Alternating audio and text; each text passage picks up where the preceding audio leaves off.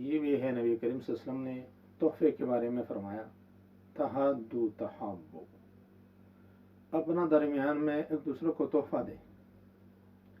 تحفہ کی وجہ سے تحابو، اپنے درمیان میں محبت واقع ہوتا ہے. تحابو ایک دوسرے کے ساتھ محبت ہوتا ہے. محبت کا زیادت جو ہوتی ہے وہ تحفے سے.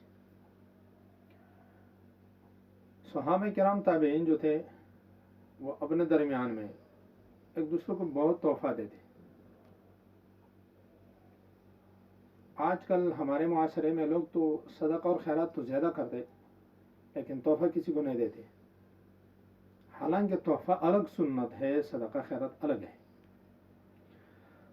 دونوں میں تھوڑا سا فرق ہے، وہ یہ ہے کہ صدقہ اور خیرات اس میں سب سے پہلا ثواب کا نیت ہوتا ہے، پھر غریب کو وہ کچھ دینا ان کے لیے عطیہ ہوتا ہے، دینا ہوتا ہے،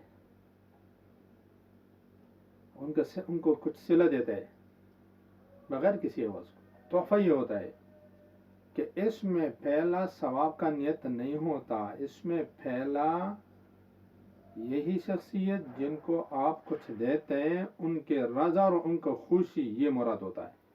صدقہ میں پہلا رضا اجر، اور اس میں پہلا شخصیت کا خوشی ہوتا ہے، اور دونوں میں ثواب ہوتا ہے. یہ نہیں کہ اس میں ثواب ہوتا ہے اور اس میں نہیں ہوتا، دونوں میں ثواب ہے، دونوں میں اجر ہے. یہی وجہ ہمارے معاشرے میں لوگ کہتے ہیں اگر ہم سید حضرات کو صدقہ نہ دے، تحفہ نہ خیرات نہ دے تو ہم کو کیا دینا ہے؟ میں کہتا ہوں اگر آپ کے دل میں سچا عشق رسول ہے تو پھر سید کو تحفہ دے دے. سید کے لیے یہ نظر، سید کے لیے یہ زکوٰۃ، سید کے لیے یہ صدقہ وغیرہ چیزیں جو ہے وہ جائز نہیں ہے کہ وہ لے لے. آج کل بعض لوگوں نے تو یہی کہا کہ اس وقت میں ایک مال ہوتا حکومت میں، بیت المال کے ذریعے سے سید کے لیے الگ مال ہوتا، اور ہمارے اس حکومت میں نہیں ہے. اگر وہ صدقہ خیرات زکوٰۃ وغیرہ لے تو کوئی حرج نہیں ہے. نہیں بھائی، حکم وہی ہے جو پہلا تھا. یہ بات اس وقت جائز ہوتا جب شریعت میں تحفہ کا بالکل اصل اور بنیاد نہیں ہوتا.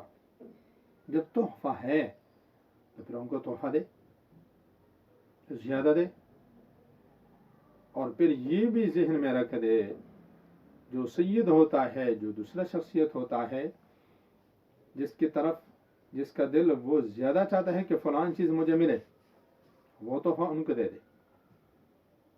سلف صالحین اپنا بیٹی، اپنا بچوں، اپنا بیوی وغیرہ سب کو تحفہ دیتے.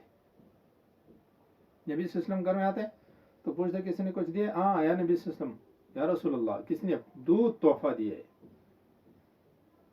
کسی نے کتفشات گوشت تحفہ میں دیے. صحابہ کرام جب کچھ پکاتے تھے، سالن بناتے تھے تو نبی کریم صلی اللہ علیہ وسلم کے لیے کچھ نہ کچھ وہ دیتے. یہی برکت کا وہ ذریعہ اور اصول بھی ہے. ہمارے معاشرے میں یہ چیزیں نہیں ہیں. نیک لوگوں پہ خرچ بند ہے، اس لیے ہمارے رزق میں برکات نہیں ہے. اکثر ترجمے میں در حدیث میں اصلاحی بیانات جو ہوتی ہے اس میں یہی کہتا ہوں کہ ہمارے آبا اور اجداد کا تاریخ دیکھیں، زیادہ تاریخ لمبا تاریخ آگیا نہیں، اپنا آبا اور اجداد کا، کہ وہ ہمارے معاشرے میں علماء کرام کے ساتھ، صلحاء کرام، قراء کے ساتھ، نیک لوگوں کے ساتھ کتنا اچھائی کی ہے، کتنا مہمان نواز لوگ تھے، تو ان کے رزق میں کتنا برکت. ہم گھر میں ہوتے ہیں 3 4 5 6 آدمی ہوتے ہیں، سارے کے سارے بندے وہ نوکر پیشہ ہوتے ہیں، پھر بھی برکت نہیں. تو تحفہ، اپنے بیوی کو کچھ تحفہ دے. سب سے زیادہ اور سب سے بڑا تحفہ حدیث مبارک میں ہے، باپ اپنے اولاد کو دیتے وہ اچھے طریقے سے ادب سکھانا. ادب سکھانا یہ باپ کا ذمہ داری ہے. ادب سکھانا یہ باپ کا ذمہ داری ہے. تربیت یہ باپ کا ذمہ داری ہے. آج کل معاشرے میں باپ ماں وہ تربیت نہیں کرتا. جس چیز اللہ تعالیٰ نے ماں باپ کی ذمہ داری لگایا تو اس شخص نے وہ ذمہ داری اللہ پہ لگایا. اللہ تعالیٰ جانے وہ یہ جانے. اور جس کی ذمہ داری اللہ تعالیٰ نے خود لیا وہ ماں باپ نے اٹھایا کہ ہم یہ کرتے ہیں. اللہ تعالیٰ ذکر کرتے ہیں وَمَا مِن دَابَّةٍ فِي الْأَرْضِ إِلَّا عَلَى اللَّهِ رِزْقُهَا نَحْنُ نَرْزُقُكُمْ وَإِيَّاهُمْ نَحْنُ نَرْزُقُهُمْ وَإِيَّاكُمْ رزق ہم دیتے. تو ماں باپ کہتے ہیں کہ نہیں ہم دیتے, یہ ذمہ داری ہماری. جب تربیت والدین کا ذمہ ہوتی ہے تو وہ تربیت ہم نے ہی چھوڑ دیا. کبھی کہتے ہیں کہ ان کا استاد جانے یہ جانے, ہم اسکول میں فیس دیتے, ہم مدرسے کو استاد کو کچھ دیتے, ہم یہ کرتے ہم وہ کرتے. نہیں بھائی, سب سے زیادہ سب سے اچھا تحفہ اپنا اولاد کو ادب سکھانا ہے. تحفہ اپنا باپ کو, اپنا بیٹی کو, اپنا بچوں کو, اپنا بہنوں کو. ہمارا استاد محترم حضرت شیخ شہید حسن جان رحمہ اللہ, ان کے بارے میں ان کا ایک سفر نامہ ہے, اس میں لکھتے ہیں ان کا بیٹا کہ حضرت جب باہر ملک چلے جاتے ہیں کسی سفر پہ اور واپس آتے تو اپنا گھر کے علاوہ ان کے جتنے بہنیں ہیں اپنا بہن کو کچھ نہ کچھ تحفہ ساتھ لے کر آتے تھے اور اپنا بہنوں کو وہ دیتے تھے. تحفہ یہ بھی شریعت کا ایک اہم رکن ہے. اگر میں یہ کہوں کہ اسلام کے 360 خوبیاں ہیں, ان خوبیوں میں ایک خوبی وہ کیا ہے, وہ ہے تحفہ, آپس میں ایک دوسرے کو دینے.